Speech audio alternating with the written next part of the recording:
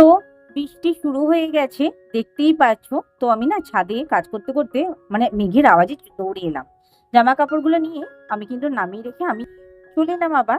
তো আমার বাকি কাজটা করতে অবশ্যই তোমাদের বলে রাখি, আমি দুপুরের খাওয়া দাওয়ার পরেই এসেছি। কারণ বুঝতেই পারছো আমি কাজ করতে করতে অনেকবার উঠতে হয় আমাকে, বুঝতেই তো পারছো। সেই কারণে আমার কিন্তু একেবারে দুপুরের খাওয়া করে চলে এলাম।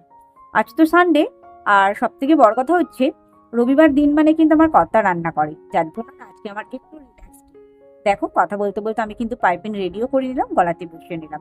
হেমটা তোমরা কে কিভাবে করো আমি জানি না, অনেকে কিন্তু হেমের জায়গায় ডবল চাপ দিই। আমি কিন্তু হেম করি। হেম করলে না দেখতে খুব সুন্দর লাগে, আর পারফেকশনটা খুব ভালো হয়।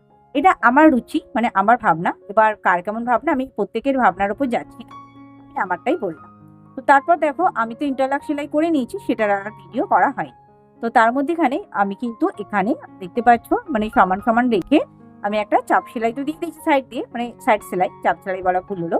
তো আমি কিন্তু মাপটা নিয়ে নিলাম। এবার মানে কাস্টমারের বডি হচ্ছে 38, তো আর কোমর হচ্ছে 36। 9 ইঞ্চি কোমর নিলাম 4 ভাগ করে, আর 9.5 নিলাম 38-এর ভাগ করে 4 ভাগ। যাই হোক, হাতার দেখো ঝুল আছে এখানে 9.5 মতো, আর 5.5 হচ্ছে হাতার মানে মোহরি।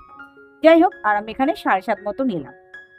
তো 7.5 মানে হচ্ছে ডবল করলে 15। তো আমি কিন্তু এখানে বাকি মানে যেটা বডি ফিটিং সেলাই সেটা কিন্তু দিয়ে দিচ্ছি। বুঝতেই পারছো আমি না এভাবে কথা বলতে আমার অসুবিধা হয়, তো যার জন্য আমি একটু আটকে আটকে বলি, তোমরা একটু প্লিজ মানিয়ে নিও। তো দেখো আমার মোটামুটি সাইড ফিনিশিং হয়ে গেছে। তো আমি কিন্তু এবার টিপ কলটা বসিয়ে নিচ্ছি। বুঝতেই পারছো এটা কিসের জন্য লাগে, বিশেষ করে তোমরা সবাই জানো এটা বসাতেই হয়।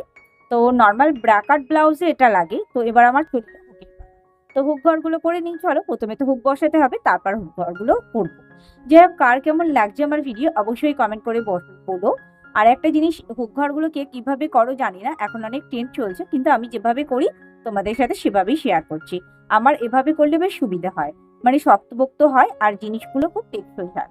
তো আমার একটা জিনিস কোথায় ভুল হয়েছে তোমরা কি কিছু দেখে বুঝতে পারছো? যদি বুঝতে পারো অবশ্যই কমেন্ট করো, আর যদি বুঝতে না পারো তাও কমেন্ট করো যে কোথায় ভুল হচ্ছে, তাহলে আমি বলে দেবো। যাই হোক, এবার আমার দেখো হুক ঘরটা করে নিচ্ছি। এখানে আমি কিন্তু এইভাবে গলিয়ে গলিয়ে দেখে নিচ্ছি কোথায় কিভাবে হচ্ছে। এতে কি হয় বুঝতে পারা যাচ্ছে যে কোথাও আমার কাপড়ে আটকাচ্ছে কিনা।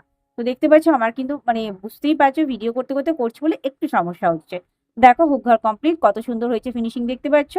আর আমি একটু তোমাদেরকে পাইপিং বা কাজটা দেখাতে নিয়ে চলে এলাম। দেখো কত সুন্দর হয়েছে, খুব সুন্দর। আর কাপড়টা ভীষণ পাতলা, তো যার জন্য কি হচ্ছে বলতো মানে অস্ত ভেতর দিয়ে না বোঝা যাচ্ছে। ভিডিওটা যদি ভালো লাগে চ্যানেলটা সাবস্ক্রাইব করে পাশে থাকতে ভুলো না। তো আজকের মতো টাটা, নেক্সট ভিডিও পরে।